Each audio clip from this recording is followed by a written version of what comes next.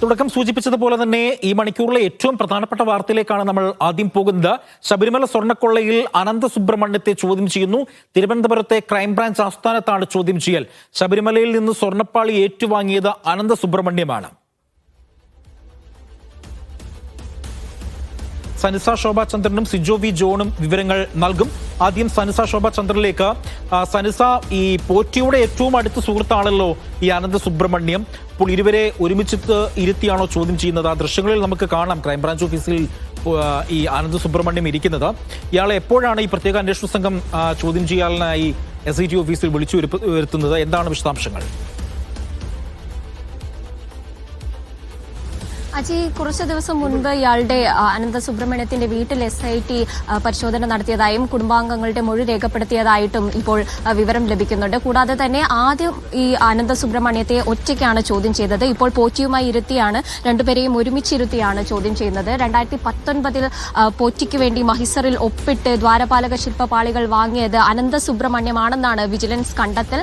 ഇതിന്റെ അടിസ്ഥാനത്തിലാണ് അനന്തസുബ്രഹ്മണ്യത്തിന്റെ SIT ചോദ്യം ചെയ്തത്. ഇത്തരത്തിൽ ഈ സ്വർണ്ണപ്പാളികൾ 2019 കൈപ്പറ്റിയ അനന്തസുബ്രഹ്മണ്യം അത് ബാംഗ്ലൂരിലേക്ക് കൊണ്ടുപോവുകയും തുടർന്ന് അവിടെ നിന്ന് അത് ഹൈദരാബാദിൽ കൊണ്ടുപോവുകയും 30-ലേറെ ദിവസത്തെ ഹൈദരാബാദിൽ ഈ സ്വർണ്ണപ്പാളികൾ തുടർന്നതായിട്ടാണ് വിജിലൻസ് കണ്ടെത്തൽ. കൂടാതെ തന്നെ ഈ സ്വർണ്ണപ്പാളികൾ ഹൈദരാബാദിൽ നാഗേഷ് എന്ന് പറയുന്ന ഒരു സ്വർണ്ണപ്പണിക്കാരനെ ഇയാൾ ഏൽപ്പിക്കുകയുണ്ടായി. തുടർന്ന് അവിടെ നിന്നാണ് ഈ നാഗേഷാണ് ഈ സ്മാർട്ട് ക്രിയേഷൻ, ചെന്നൈയിലെ സ്മാർട്ട് ക്രിയേഷൻസിലേക്ക് ഈ സ്വർണ്ണപ്പാളി കൊണ്ടുപോകുന്നത്. ഇത്തരത്തിൽ ഈ സ്വർണം ചെമ്പായ വഴിയിലൂടെ SITയുടെ സഞ്ചാരം. എങ്ങനെ ഈ സ്വർണം ചെമ്പായി എന്നത് കണ്ടെത്താൻ ഈ വിവിധ വഴികളിലൂടെയാണ് SIT സഞ്ചരിക്കുന്നത്. അത്തരത്തിൽ ഈ അനന്തസുബ്രഹ്മണ്യമാണ് ഈ പോറ്റിക്ക് വേണ്ടി ഈ കാര്യങ്ങളൊക്കെ ചെയ്തതെന്നാണ് വിജിലൻസ് കണ്ടെത്തൽ. ഇതിനെ തുടർന്നാണ് ഇപ്പോൾ SIT അനന്തസുബ്രഹ്മണ്യത്തെ ചോദ്യം ചെയ്യുന്നത്. ആദ്യഘട്ടത്തിൽ അനന്തസുബ്രഹ്മണ്യത്തെ ഒറ്റയ്ക്കായിരുന്നു ചോദ്യം ചെയ്തത്. ഇയാളുടെ വീട്ടിലും പരിശോധന നടത്തിയതായും അതുപോലെ തന്നെ കുടുംബാംഗങ്ങളെ ചോദ്യം ചെയ്തതായും വിവരം ലഭിക്കുന്നുണ്ട്. കൂടാതെ ഇന്ന് അയാളെ മണിക്കൂറുകളോളം ഒറ്റയ്ക്ക് ചോദ്യം ചെയ്തു. ഇപ്പോൾ പോറ്റിയുമായി ഇരുത്തി ചോദ്യം ചെയ്യൽ തുടരുന്ന ഒരു സാഹചര്യമാണ്. നിലവിലും തുടരുന്ന സാഹചര്യമാണ്. രാത്രി ഏറെ വൈകിയും ചോദ്യം ചെയ്യൽ തുടരും എന്ന വിവരമാണ് നിലവിൽ ലഭിക്കുന്നത്. അജി, ഏതായാലും ചോദ്യം ചെയ്യൽ ഇപ്പോഴും തുടരുകയാണ്. സിജോ വി ജോണും കൂടെ വിവരങ്ങൾ നൽകും. സിജോ, ഈ കേസുമായിട്ട് ബന്ധപ്പെട്ടുള്ള കാര്യങ്ങൾ പരിശോധിച്ചു കഴിഞ്ഞാൽ അനന്തസുബ്രഹ്മണ്യമാണ് ശബരിമലയിൽ നിന്നും ഈ പാളി ഏറ്റുവാങ്ങിയതെന്നാണ് നമുക്ക് കിട്ടുന്ന വിവരം. സിജോ അതാണ് റിപ്പോർട്ട് ചെയ്യുന്നത്. അപ്പോൾ ഇപ്പോഴെങ്ങനെയാണ് ഈ SIT ടീമിന്റെ ഒരു അന്വേഷണം പുരോഗമിക്കുന്നത്? ഇരുവരെയും ഒരുമിച്ചിരുത്തിയുള്ള ഒരു ചോദ്യം ചെയ്യലാണോ അവിടെ നടക്കുന്നത്? പ്രത്യേകിച്ച് പ്രതിപട്ടികയിൽ പോലും പേരില്ലാത്ത ആളായിരുന്നു ഈ അനന്തസുബ്രഹ്മണ്യം.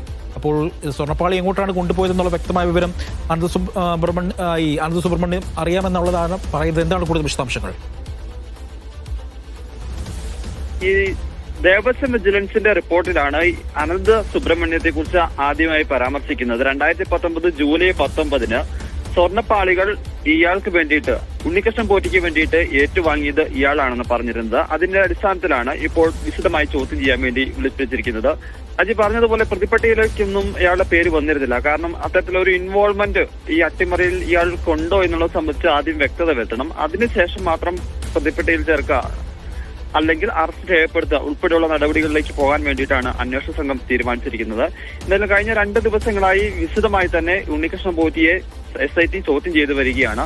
അതിൽ നിന്ന് കുറച്ച് വിവരങ്ങൾ ലഭിച്ചിട്ടുണ്ട്. അതിന്റെ അടിസ്ഥാനത്തിലാണ് ഇപ്പോൾ ഇയാളെ ചോദ്യം ചെയ്യാൻ വേണ്ടി വിളിപ്പിച്ചിരിക്കുന്നത്. രാവിലെ 10:30 SIT ഓഫീസിൽ എത്തിയതാണ്, ക്രൈംബ്രാഞ്ചിന്റെ ഓഫീസിൽ എത്തിയതാണ് ഇയാളെ ആദ്യം ഒറ്റയ്ക്കെത്തി ചോദ്യം ചെയ്തു. അതിനുശേഷമാണ് ഉച്ചയോടുകൂടി തന്നെ ഉണ്ണികൃഷ്ണൻ പോറ്റിയുമായി ചേർന്ന് എത്തി ചോദ്യം ചെയ്യുന്നത്. അത് അവര് രണ്ടുപേരെയും ഒരുമിച്ചിരുന്ന് ചോദ്യം ചെയ്യുമ്പോൾ സ്വാഭാവികമായും അത്തരത്തിൽ വളരെ വേഗത്തിൽ തന്നെ ഇതിന്റെ ഒരു ക്ലാരിറ്റി വരുത്തി അന്വേഷണമായി മുന്നോട്ട് പോകാൻ സാധിക്കുന്ന ഒരു കണക്കുകൂട്ടലാണുള്ളത്. അതുകൊണ്ടാണ് അത്തരം ഒരു നടപടികളിലേക്ക് പോകുന്നത്. ഇനി ഇയാളുടെ പങ്ക് വളരെ കൃത്യമാണ്, ഇതിന്റെ ഗൂഢാലോചനയിലൊക്കെ പങ്ക് കൃത്യമാണ് എന്നുണ്ടെങ്കിൽ സ്വാഭാവികമായും അറസ്റ്റ് ഉൾപ്പെടെയുള്ള നടപടികളിലേക്ക് പോകും. അതല്ല എന്നുണ്ടെങ്കിൽ ഇയാളെ മൊഴി രേഖപ്പെടുത്തി വിട്ടയക്കാനാണ് സാധ്യതയാണുള്ളത്. പിന്നീട് ഇയാളുടെ പങ്ക് സംബന്ധിച്ച് കൂടുതൽ വിവരങ്ങൾ ലഭിക്കുകയാണ് എന്നുണ്ടെങ്കിൽ അറസ്റ്റിലേക്ക് അന്വേഷണ സംഘത്തിന് പോകാൻ സാധിക്കുകയും ചെയ്യും. അതായത് 5 പേർ ചേർന്നാണ് ഇത്തരത്തിലൊരു ഗൂഢാലോചന നടത്തിയിരിക്കുന്നത് എന്നുള്ളതാണ് ഉണ്ണികൃഷ്ണൻ പോറ്റി കഴിഞ്ഞ ദിവസങ്ങളിൽ മൊഴി നൽകിയിരിക്കുന്നത്.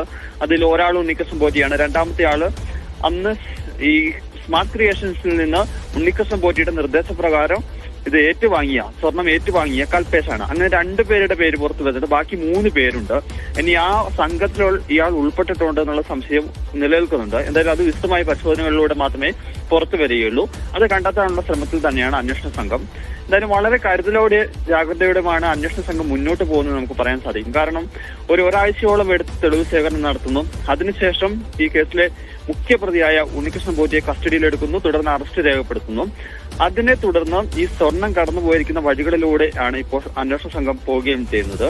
എന്തായാലും അതൊരു വ്യക്തമായ വിവരത്തിന്റെ അടിസ്ഥാനത്തിൽ തന്നെയാണ് ഇവരുടെ അന്വേഷണം മുന്നോട്ട് പോകുന്നതെന്ന് നമുക്ക് പറയാൻ സാധിക്കും.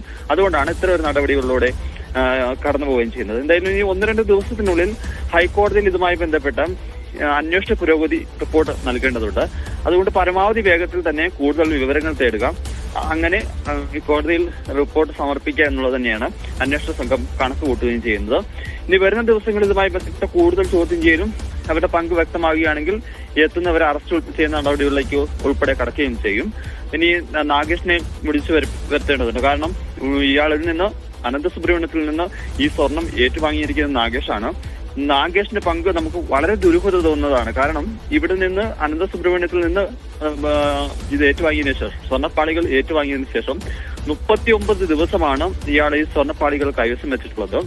ഇവിടെ അട്ടിമറി നടന്നിട്ടുണ്ടെന്നൊരു സംശയം ബലപ്പെട്ട് നിൽക്കുകയും ചെയ്യുകയാണ്. കാരണം ഇയാളൊരു സ്വർണ്ണപ്പണിയൊക്കെ ചെയ്യുന്ന കടയുടെ ഉടമയാണ്. അവിടെ ഹൈദരാബാദിൽ എത്തിച്ച് അവിടെ വെച്ച് ഇയാളുടെ സാന്നിധ്യത്തിൽ ഈ സ്വർണം മാറ്റി ചെമ്പുപാളി പകരം വേറെ ചെമ്പുപാളിയാണ് സ്മാർട്ട് ക്രിയേഷൻസിൽ എത്തിച്ചത് എന്നൊരു സംശയമൊക്കെ നിലനിൽക്കുകയും ചെയ്യുന്നുണ്ട്.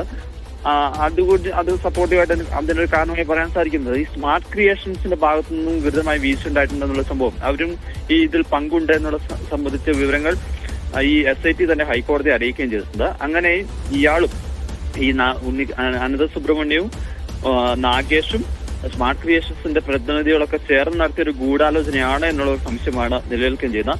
ആ ഒരു സാഹചര്യത്തിൽ കൂടിയാണ് വിശദമായ അന്വേഷണത്തിലേക്ക് സംഘം പോവുകയും ചെയ്യുന്നത്. ഈ സ്വർണം കടന്നുപോയ വഴികളിലൂടെ പോയാൽ ഇനി അടുത്തത് അറിയേണ്ടത് ഇതില് ദേവസ്വം ബോർഡ് ഉദ്യോഗസ്ഥരുടെ പങ്ക് സംബന്ധിച്ച കാര്യങ്ങളാണ്. നിലവിൽ 9 പേരെയാണ് ദേവസ്വം ബോർഡിലെ ഉദ്യോഗസ്ഥരെയാണ് അന്വേഷണ സംഘം 2 കേസുകളിലായി പ്രതിചേർക്കപ്പെട്ടിരിക്കുന്നത്.